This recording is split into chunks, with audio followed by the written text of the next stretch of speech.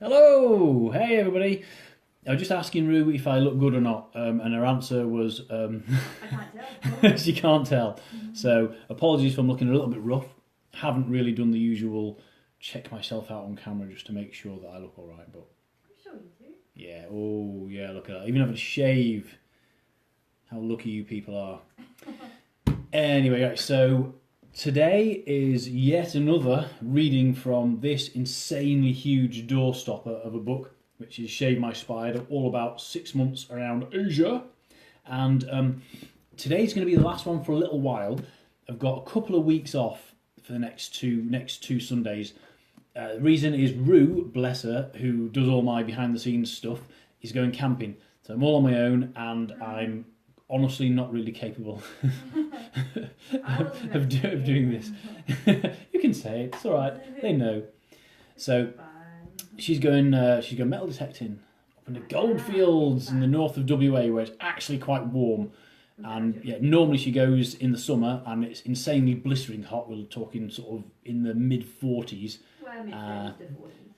Yeah, and at the moment it's going to be 30, which is it 30? Delightful. So she's going to be super happy, and I'll be freezing down here in Perth while she'll be warm. But she gets to fend off the flies, because in the outback of Australia it's thick with flies, and it's bloody disgusting. But I'm hoping to find gold. Yeah, I wouldn't wish it on a snake. Yeah, she hopes to find gold. I hope she finds gold. Happy days. Nice little nugget about the size of my head would do as Very nice. perfect. I'd be happy. But I don't want one badly enough to go up there and look for it, because that's a miserable place to be. The Australian outback. Ugh, done my time there. Anyway, I'm going to have a sip of my R2D2 brew, Oh, yes. and then we'll crack on. So, I've got some good ones, some good bits of Vietnam today. So I loved our time in Vietnam. It was weird. It was one of those countries, it was so madly chaotic from start to finish. It was an absolutely ridiculous roller coaster ride of a place, and I loved it. I absolutely loved it. I think Rue was a little bit less sure about some aspects of it, because I like the start of it. yeah, I think the actual chaotic nature of it really appeals to me. I love just going out and there just being motorbikes going crazy all over the place, and no set place to walk, and no road rules, and no rules about anything really. But we did have a few slight issues along the way, which you might remember, those of you who's read this. So I'll get into only one of those. I'm not going to read a litany of our woes, because that would just be miserable.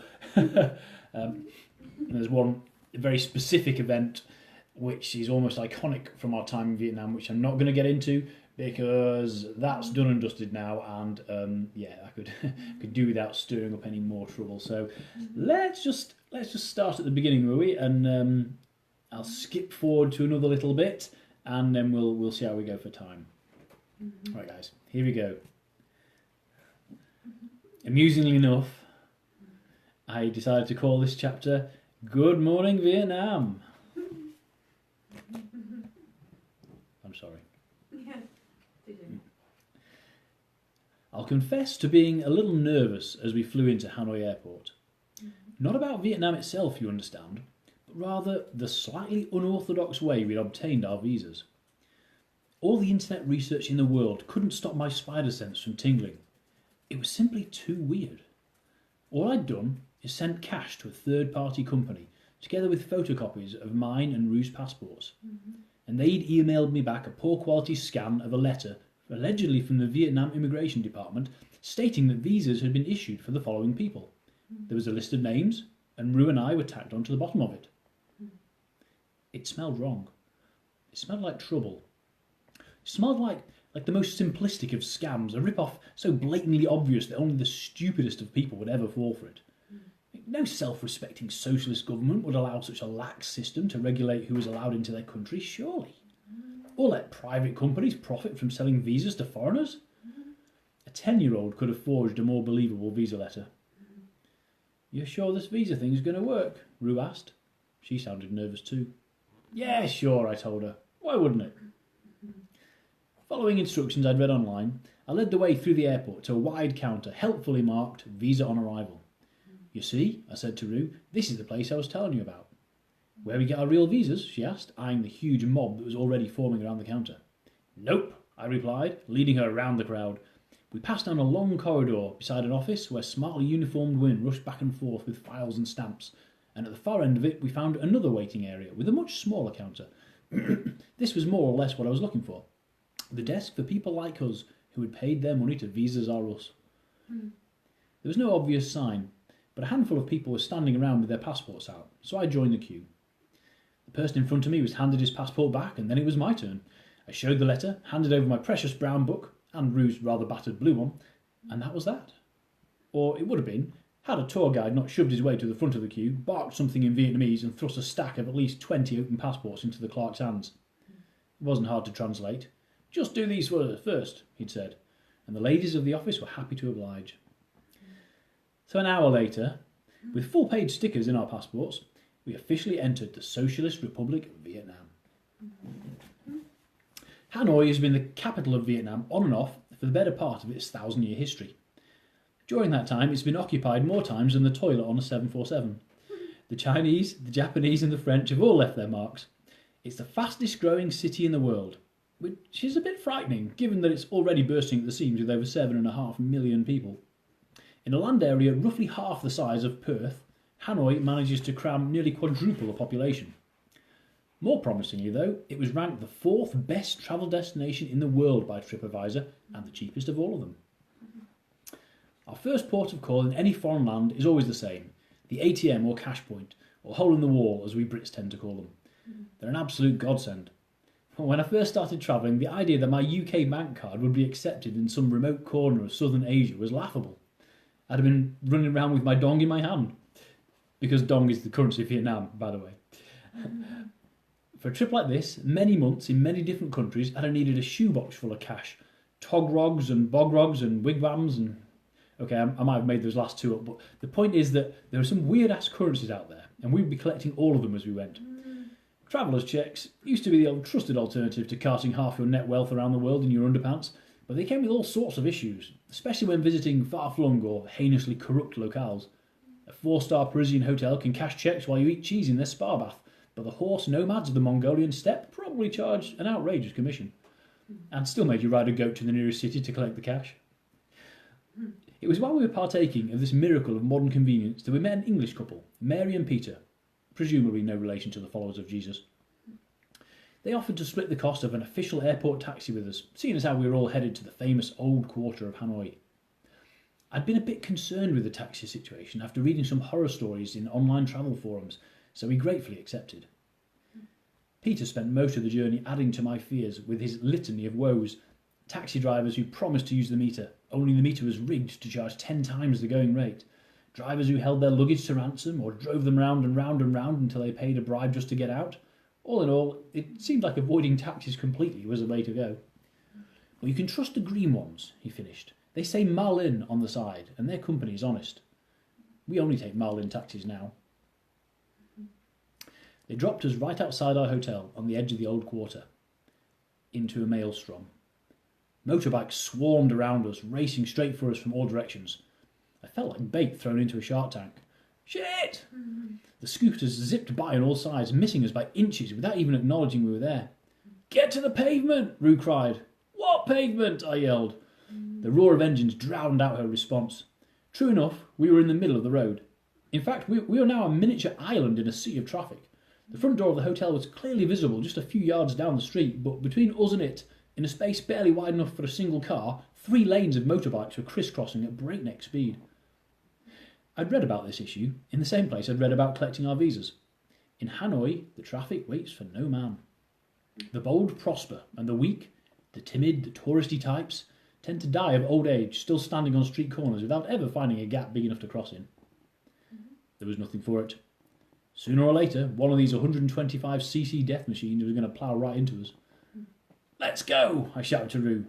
Are you fucking crazy? She shouted back. But this was it. It was do or die time. I gripped Rue's hand, trusting her lightning-fast reflexes to yank me out of danger. 1, 2, 3, I cried. Shuffle! And with all the boldness I could muster, I edged slightly forward. We survived, of course. But doubtless there are people reading this uncharitable souls who are starting to wonder if I'm not exaggerating this at all. To these people I say, go to Hanoi. Try it yourself. Visit the old quarter in rush hour, which is pretty much any time between 6 a.m. and 2 o'clock the following morning. Pick a road and try to cross it. But take a change of underwear. Safely ensconced in the narrow lobby of the Hanoi Asia Star Hotel, we recovered quickly. I had time to wonder about the odd shape of the building, which matched the endless parade of buildings I'd been studying from the taxi. Since leaving the airport, every structure we'd seen, whether commercial or residential, had seemed to be only one room wide. It was bizarre. Often the buildings were 10 or more stories tall, yet skinny to the point of absurdity. Great ranks of them lined every road, built right next to each other, yet still separate, as though sharing a wall with your neighbours was unclean. It was like looking at row upon row of dominoes, all stood on end, just waiting for a giant finger flick to set them falling. Jimmy, the manager of the Asia Star, checked us in with an enthusiasm that bordered on creepy. He was a little guy, in keeping with Asians in general, and the Vietnamese in particular, and very well presented in a smart suit. Jimmy had a nervous energy about him, and a wide smile, and a mouthful of teeth that were as broken as his English. Stay tonight? Yes, thank you. Where you go after? We're going south, to Ho Chi Minh City. You want book train? No, we're going to take the bus, I think. You want book bus? No, thanks, that's okay. Okay, where you go tomorrow? I'm not quite sure yet. We're just going to have a look around, you know. Want book tour? Hanoi City tour? No, thanks. Where you go tonight? Well, I guess we'll go and find some dinner. Want book restaurant? Very good restaurant. We managed to avoid booking a restaurant and hauled our bags up 6 flights of stairs to our room. It's all well and good having incredibly tall, skinny buildings, but they could at least think about installing lifts, I moaned. I have a feeling Jimmy gets commission for anything he books for us, room used, as we lay on the bed catching our breath. That's fine, so long as he doesn't hassle us every time we walk past him. There's no escaping that lobby. It's too damn narrow. We should walk quickly, just in case, Rue suggested. We explored the room, finding it surprisingly luxurious for $20 a night. It had no windows, but that was hardly surprising. The architects of the old quarter had studied at the Put Shit Everywhere School of Urban Design, and the Asian Star was hemmed in on 3 sides. We briefly considered getting changed, but we were hungry and eager to explore. Anything fresh we put on would smell like scooter exhaust fumes within minutes anyway. Jimmy was waiting for us in the lobby. Where you go now? He asked, as we speed walked past the check-in desk. To find some food, I said, without stopping. You want book taxi? Back outside, the heat and humidity hadn't diminished noticeably, and neither had the chaos. Rue gripped my hand. I hope you can find somewhere to eat without getting run over. There's a street down that way where all the restaurants serve dog, I suggested, pointing to our left. They're not serving it to us, she said, setting off in the opposite direction. We managed to find a restaurant without crossing the street, which was probably for the best. I didn't think we were ready for that yet. After subsisting almost entirely on fried food in Malaysian Borneo, we were keen to try something new. Enter pho. Pho is a traditional Hanoian dish, the origins of which are hotly contested. It's a spiced, clear noodle soup made with either beef or chicken. We ordered one of each and found it so delicious we very nearly ordered another one. Rue was understandably impressed with the results of our experiment. Wow, score 1 for us trying the local cuisine. Don't think we'll have much choice in Vietnam, I admitted. There isn't a fast food outlet in the entire country. If it's all this tasty, I won't mind at all, she said. Ah, good. So, dog for dessert then.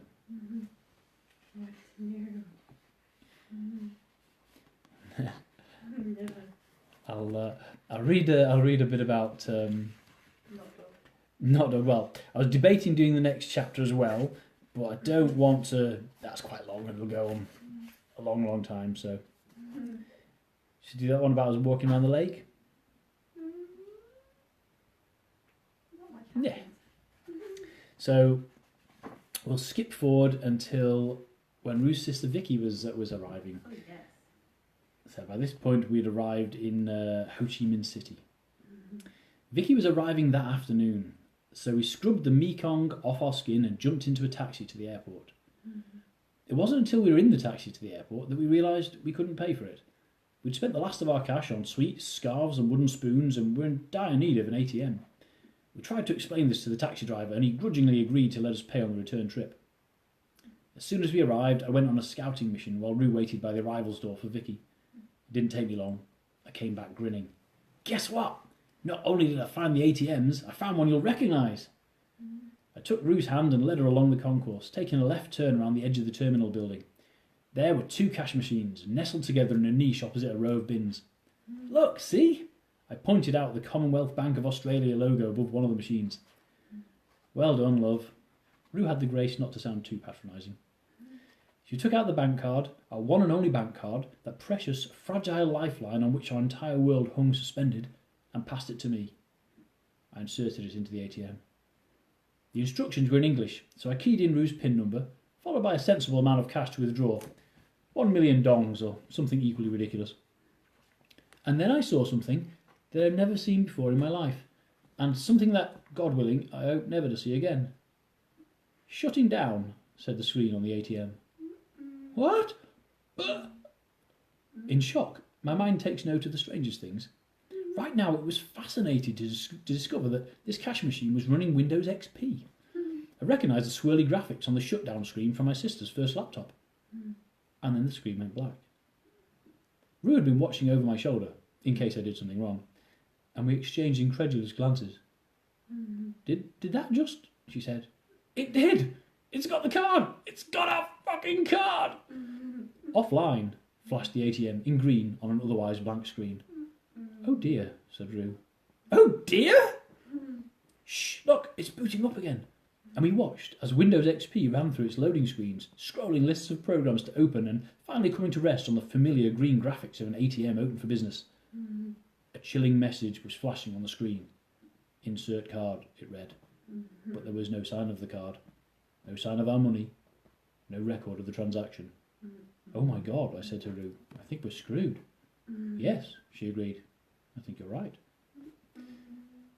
There was a contact phone number printed on the side of the console, so in desperation I dialed it. Against all my suspicions, the lady who answered switched to English as soon as I started babbling. She very calmly explained the situation, that this sort of thing was not unheard of and that I had no need to worry. A maintenance guy would be around at some point over the weekend and he would bring any trapped cards to the bank from where I would be able to claim it back. On Monday, because that was the next time they were open. Today was Friday.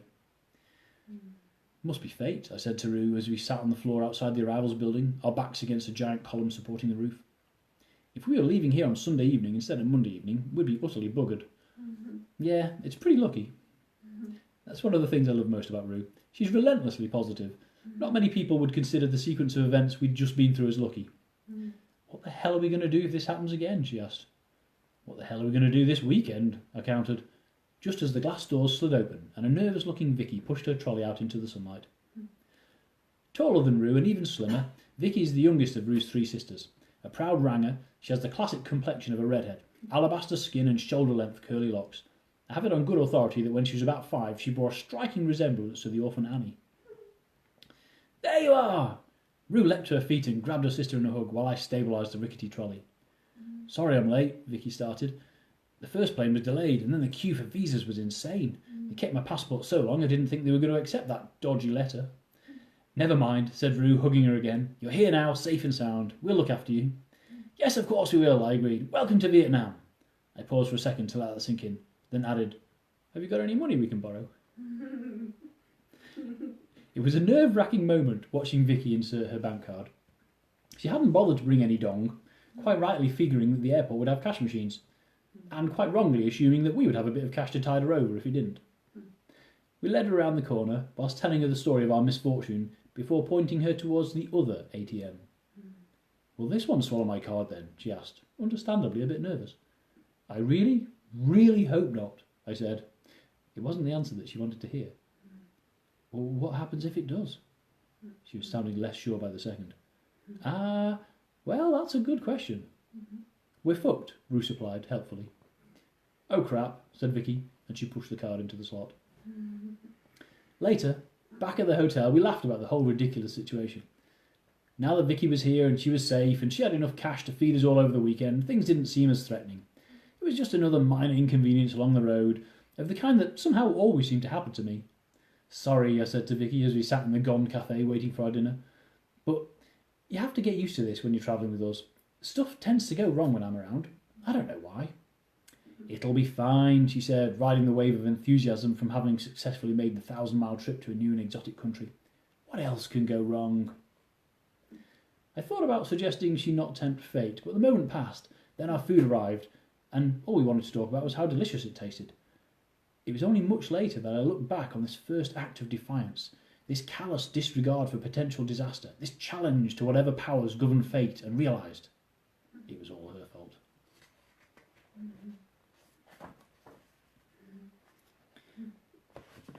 And then I shall skip forward to a chapter called Way Too Close.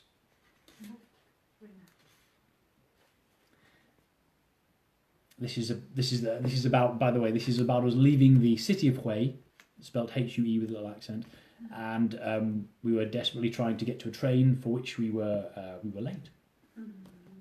Somewhat late. Eventually.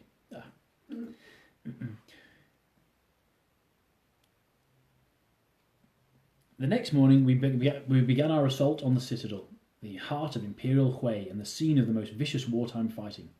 It certainly was an impressive target. 2-metre-wide stone walls bounded a square 2 kilometres across, and they in turn were surrounded by an enormous moat.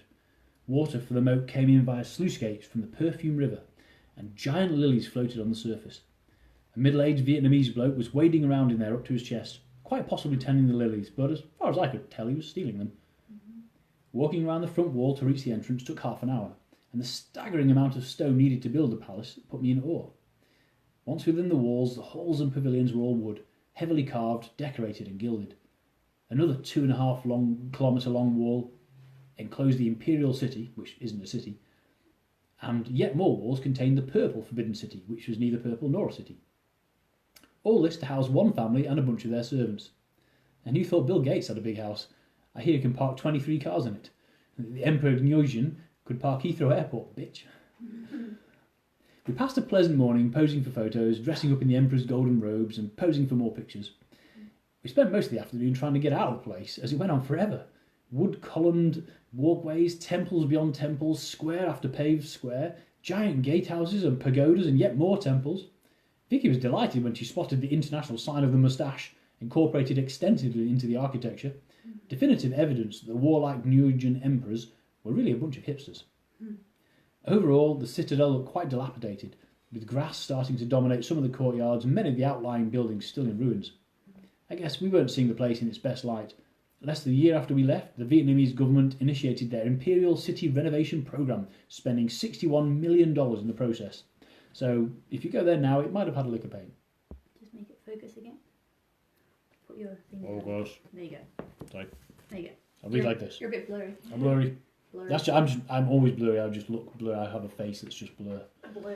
Blur. In case you're wondering, I'm never in focus. We finally navigated back to the entrance and begged to be let out.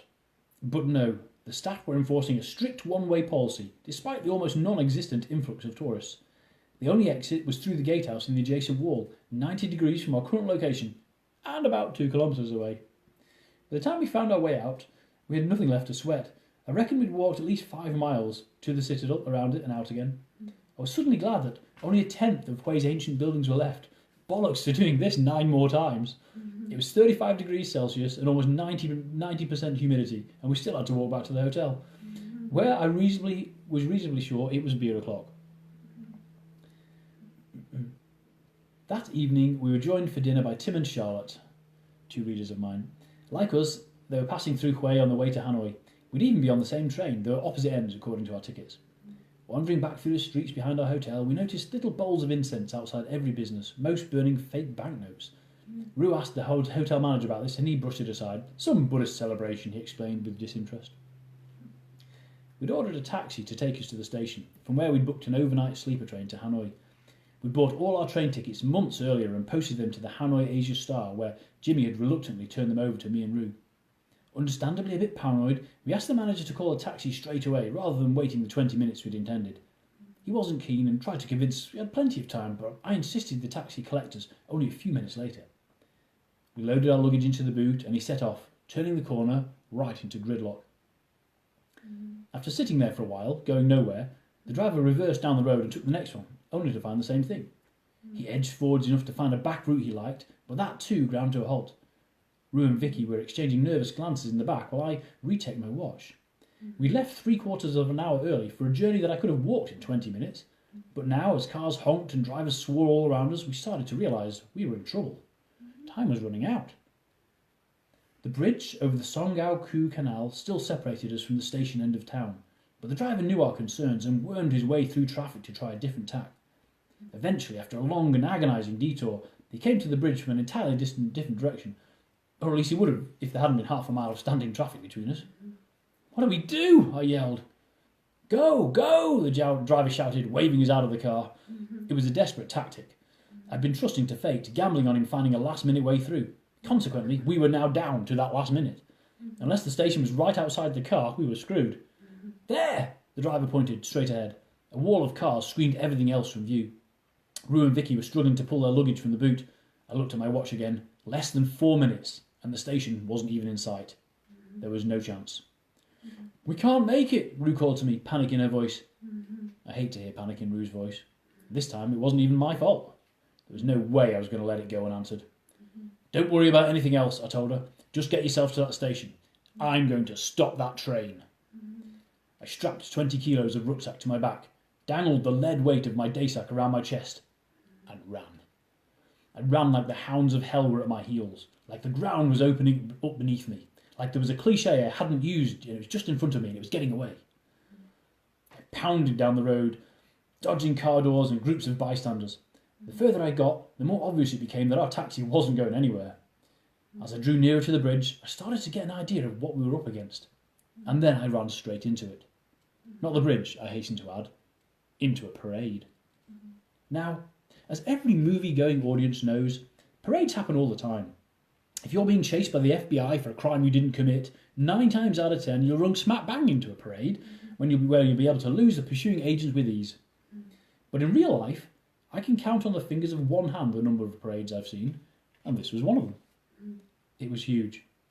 Both sides of the road were thronged with onlookers, while the middle of the carriageway contained some kind of colourful religious procession. Gongs were being struck, cymbals were clashing. It's quite possible that dancers were twirling somewhere beyond my immediate field of vision, but none of that mattered, because I couldn't stop to admire the view. I couldn't stop at all. Coming to a halt gracefully, when running full tilt with a heavy rucksack, is kind of like landing a light aircraft. It takes space and it takes time, and I had neither. What I did have was the frantic realisation that this parade represented the end of any hope I had of making the train. With only minutes to spare and only seconds to make the choice, I went with base instinct. Fuck it. The girls were counting on me. I would make that train or I would die trying. The line of Gawkers barring my path never knew what hit them. "Move!" I bawled, somewhat belatedly. The next barrier was the parade itself, gapless, advancing, cutting me off completely from my destination. Oh, Buddha. Scattering orange-clad monks like bowling pins, I crashed through the throng. I didn't look back to see what carnage I'd left in my wake, or how I was being dealt with. I only knew I had to get to the other side of that bridge. And then... "Station!" I screamed, casting around me frantically for any sort of clue. "Train!" It was at this point I realised I was at the head of the parade, alone in the middle of the road, facing a row of armed policemen. Quite what they thought of me, I don't know, but the violence of my arrival left them with only 2 options. Shoot me, or tell me where to go. "There!" called an officer, pointing off the bridge. A pair of his comrades took up the gesture, so I barreled on, turning towards what would ordinarily have been a decent-sized street. However, unlike spy films, Vietnam has relatively few parades, and her citizens were out in force to see this one. Rather ingeniously, knowing the roads would be closed, instead of bringing chairs and picnic blanket, they'd simply driven their scooters as close as they could get to the action, then turned them off and sat on them. Facing me across the road was a wall of scooters, crammed in so close their pedals were touching.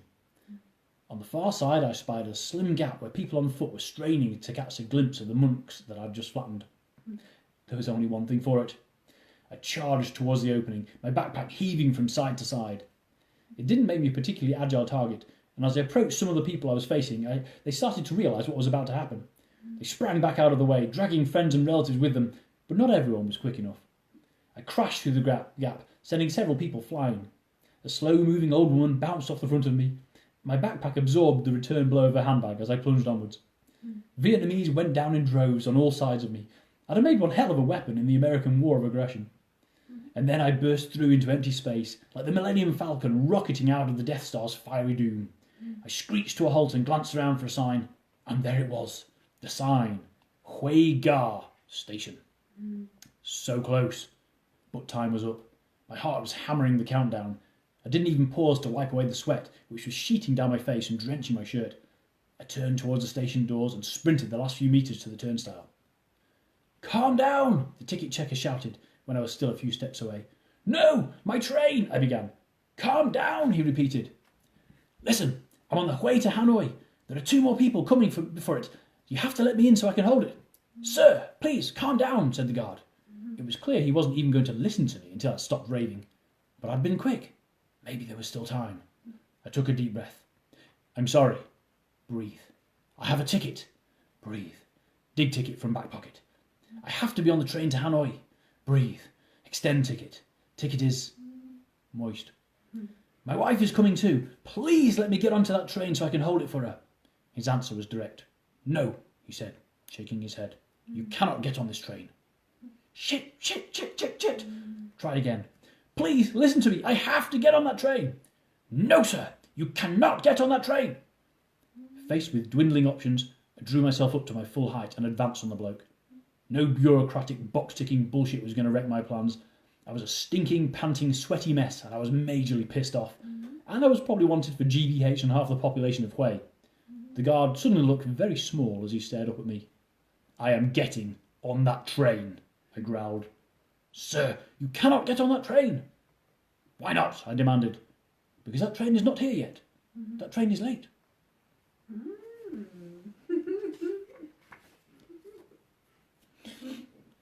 Getting Hanoied. We caught the train. Vicky and Rue charged up, panting, a few minutes after I did. Following my trail of carnage, they'd managed to add to the devastation themselves, even taking it to the next level. "I hit one scooter," Vicky explained, "and it fell over onto the next one. It was in this long row and the whole lot just tipped over one after another like dominoes." Wow, epic destruction. We've been the worst thing to hit Vietnam since napalm. "Sorry," I said to Vicky. "I thought I made a big enough gap for you guys." "You did make an impressive Tony-shaped hole," Rue admitted, "but you're forgetting one thing." She pointed to Vicky's luggage, now resting innocently in the corner of the carriage. Vicky brought a suitcase. We saw Tim and Charlotte briefly on the platform. They'd also struggled through the parade, though I think they managed it with a modicum more class and substantially less violence. The festival we'd so rudely violated turned out to be nothing special, only Buddha's frickin' birthday. I had a nasty feeling I'd accrued a smidgen of bad karma in there somewhere. The train journey itself was mostly unremarkable.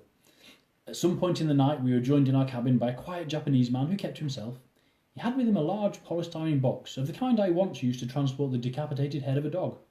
I had no idea what was in the box, and surely it wasn't as bad as what had been in mine, but it leaked. And when he got off, a sizable puddle of something vaguely fishy stayed behind. But we were lucky. An English couple in the cabin next to us told an entirely different story. They'd also arrived just in time and settled into their carriage, at which point a local lady who was in there already stood up, vomited copiously over the beds and the floor, and then left. I was rather glad we'd got the leaky box. Arriving in Hanoi, things got weirder. It goes without saying that we were met at the entrance to the train station by a mob of taxi drivers shouting at us, pulling us, but we were prepared. We shoved our way through the crowd, ignoring the looks and calls and hands that came our way, and emerged on the pavement next to the main road. Rumour has it there was a taxi rank here, where the honest drivers sat patiently waiting for anyone brave enough to escape that melee. I knew to look for a Marlin taxi, but I must have forgotten to impart that piece of wisdom on Tim and Charlotte.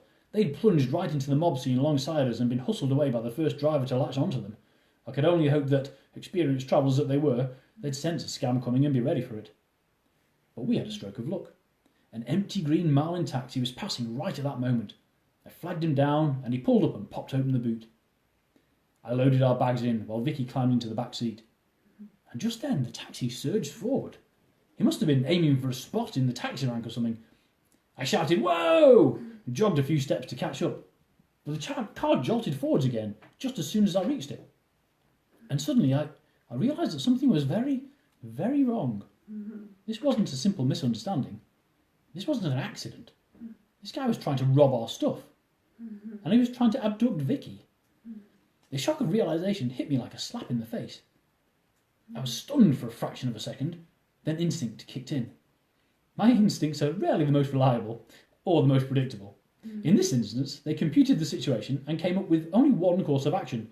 So I flung myself into the trunk on top of our luggage and clung to the bags as the taxi swerved out into traffic. It was chaos. Rue was screaming. Vicky, inside the car, was pounding on the driver's headrest. Traffic was gridlocked, as it always seemed to be, which did not make for a fast getaway. In a few steps, Rue caught up with the taxi, swung open the back door that had never closed properly, and threw herself inside. With the taxi barely moving, I stood up in the boot and began hammering on the back windscreen. I pummeled the glass with all my strength, hoping to smash it. I've no idea what this would have achieved other than covering both Vicky and myself in broken glass, but in the heat of the moment, it seemed like my only option. Oh well, there was one other thing I could do. "Help!" I yelled, bellowing above the noise of the traffic with every cubic inch of those divers' lungs. No one heard me, of course, and if they did, no one gave a shit. But things were moving now. Cars were moving, in fact, all around us. The lights must have changed because the traffic was starting to flow, but our taxi sat stubbornly still. Not for want of trying. Tyres screeched and squealed, smoke and smell rose from the burning rubber, but Rue was inside the car, and her instincts, as always, were much better than mine. Landing on the back seat, Rue had taken stock of the situation. We were being robbed. Vicky, at least, was being abducted. We had to escape, and that meant we had to stop the car. The driver was ignoring Vicky's frantic attacks, and Rue isn't psychologically equipped for hand-to-hand combat, but she thinks on her feet, even when she isn't standing on them. Lunging through the gap between the front seats, she grabbed hold of the handbrake and yanked it upwards with all her might. Hence the car, suddenly in motion, was suddenly not. The driver tried to shove Rue away and kept his foot on the gas, pedal to the metal. The tyres shrieked, the car shook, the engine howled. We went precisely nowhere. In the boot, I was still screaming for help, beating pointlessly on the glass. I daren't get out. No matter how much I wanted to throw myself into the taxi and sort the situation out, I couldn't risk being left behind if it took off the second I got out of the boot. So I hammered on the glass again and again, powerless to help the girls, and all the while I was bawling at the top of my voice. And finally, someone began to take notice. Sitting behind us, parked on the curb we'd recently vacated, was a green canvas-covered truck, full of soldiers. Several uniformed figures were milling around outside the truck, and a few of them were now looking my way. So I took a chance and stood up, waving to them as emphatically as I could without falling out of the boot. "Help us!" And they did. There were shouts and gestures, and one soldier seemed to be ordering the others to come and get me. Normally this is exactly the kind of situation I try and avoid, but in this case I was so glad to see him approach I nearly peed myself in relief. I carried on shouting and raving, trying to make it obvious that I was in trouble, rather than just some madman attacking a taxi. With rifles at the ready, the soldiers surrounded the vehicle. Then their commander strode up and stood in front of the taxi, pointing a stern finger at the driver, and it was all over. Well, mostly. One soldier opened the far side back door and extracted a furious Vicky. Likewise, Rue climbed out of the car, visibly shaking with the stress of the ordeal. I jumped out of the boot, but kept hold of it just in case. I pulled our backpacks out and piled them on the road, while the captain of the soldiers had words with the taxi driver. Neither of them looked very happy about it. But none of them paid us any attention after that. A few minutes later, we were back in the station car park, surrounded by a crowd of slightly less boisterous taxi drivers. As I watched, our driver shook his head and went to sit back in his car. Apparently satisfied, the army guys dispersed, and that appeared to be the end of it. Couldn't believe he hadn't been arrested, or at least detained until the police could be called. "Him bad man," one of the onlookers said to me by way of explanation. "Him mafia." The other drivers around us had begun touting again, and I glanced at them in despair. The anger was draining out of me, and I realised we were back to square one. "Taxi to the old town?" I asked dejectedly, and received a flurry of ridiculous quotes in return. These guys were all just as bad, I realised. Perhaps not as far as kidnapping was concerned, but none of them was going to offer us any decency. The rules of the game hadn't changed, and they were still playing Screw the Tourist. I traded glances with the girls. Honestly, I didn't know what to do. Then there was a shout. I looked up. The crowd parted. Our friendly neighbourhood kidnapper was out of his car, pointing at us angrily. His taxi hadn't moved an inch, in spite of his attempts to flee the scene. Traffic was flowing around it on both sides, but his car was going nowhere. Smoke still lingered in the air above it, trickling from the underside. Whatever Rue had done to the car had immobilised it for good. And the driver was not happy about it. He stalked towards us, parting the crowd like Moses at the Red Sea. He was swearing vehemently, shaking his fist, presumably demanding something from us or threatening us, which was a mistake. Fury surged back into me. Ignoring Rue's warning look, I stormed over to meet the bloke, bringing him up short between two parked cars. "What?" I bellowed. I pushed against him in full attack mode, aggression pouring out of me. He shouted something defiant back at me, which probably wasn't the best thing he could have done. I slammed him back against the car behind him and pushed my face against his. "I'll fucking tear you apart!" I slapped the car roof behind him, pressing him back. Suddenly, he seemed very small. The top of his head barely came up to my nose. He was skinny as a rail. He must have weighed about what half I did. But he was the enemy. He'd threatened the people I cared about in the most serious of ways, and I was coursing with adrenaline. The rational part of me held sway, keeping my body in check, but only just. "Hit me!" I screamed, point blank into his face, tapping my cheek. "Hit me, you bastard! Start something! Right here! I'll let you hit me!" He didn't hit me. Luckily. Or I'd probably be rotting in a Vietnamese prison for manslaughter. I haven't fought anyone for as long as I can remember, and the prospect of it terrifies me. Not because I'm afraid of getting hurt, but because I'm afraid of what I'm capable of. Violence, in my opinion, is never an option. Of the 4 possible outcomes, there are 3 that lose. Either I get seriously hurt, or we both get seriously hurt, or I seriously hurt him and then feel terrible about it and quite possibly go to jail. The only way to win a fight is if no one gets hurt. In other words, if there isn't a fight. So generally, I do anything I can to avoid them. It's not always that easy. The taxi driver shrank back, eyes shut, and I think he knew that if he fought me, I'd kill him. I knew it too, but I couldn't help myself. I roared at him, swore at him, unleashed as much rage as I could without actually giving him the urge to smash his head through the car window. I think he shit himself. Eventually, I let him go, and he slunk back to sit motionless in his inoperable car. Both Rue and Vicky were staring at me, eyes wide in shock, and probably a decent dose of fear. It was the first time, and hopefully the last, that either of them will ever see me in that state. I swung back towards a crowd of taxi drivers who'd been watching the whole thing. "Taxi," I said, unable to keep the menace from my tone. "I want a taxi to the old quarter." None of them volunteered. "You," I pointed at the closest driver. He was wearing a red Manchester United shirt. "Old quarter. 3 people." I waved at Rue and Vicky. "We pay 40,000 dong only." He opened his mouth as though to protest, then thought better of it. He picked up my backpack and led us off to his taxi.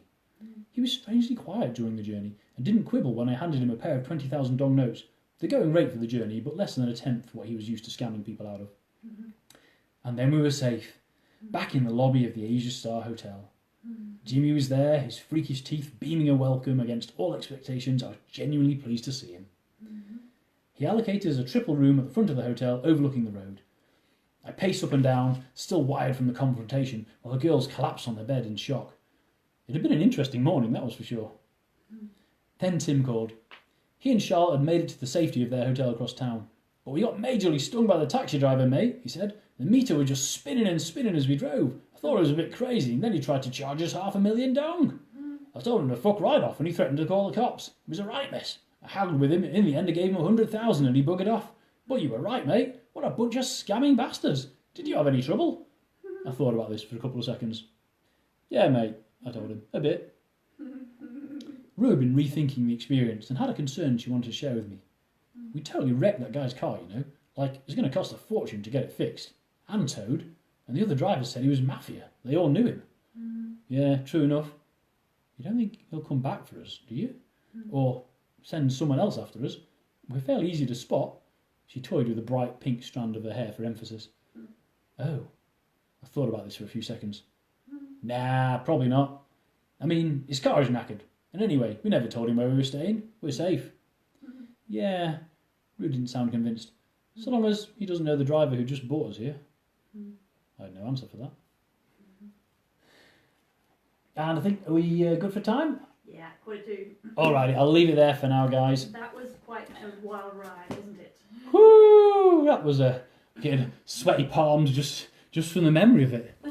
Definitely one of our wildest experiences there. Yeah, it seems like everyone wants to rip you off there. Or a lot of people are just out They do. to take the tourists. I think if you go there expecting it and you're sort of psychologically prepared to deal with it, it's probably a lot better. We had very optimistic outlook, and we sort of always thought that we would just ask around and find the non-scammy places to go and people, and it would all work. But it all went tits up on more than one occasion. Anyway, thank you very much for listening to me waffle for yet another hour-ish. As I say, I'm going to have the next 2 weeks off, so don't worry, guys. You don't have to tune in. You can regain your lovely Sunday afternoons and enjoy them, and tell me all about it when we come back in 2 weeks. So the next 2 Sundays. So the next 2 Sundays, I'm off because Rude's detecting, and I'll be drunk anyway for the entire time. I'll just be here in a paddling pool, with a bowl of cornflakes, my underwear on, and that's it. It's not a pretty sight. So nobody needs to see that.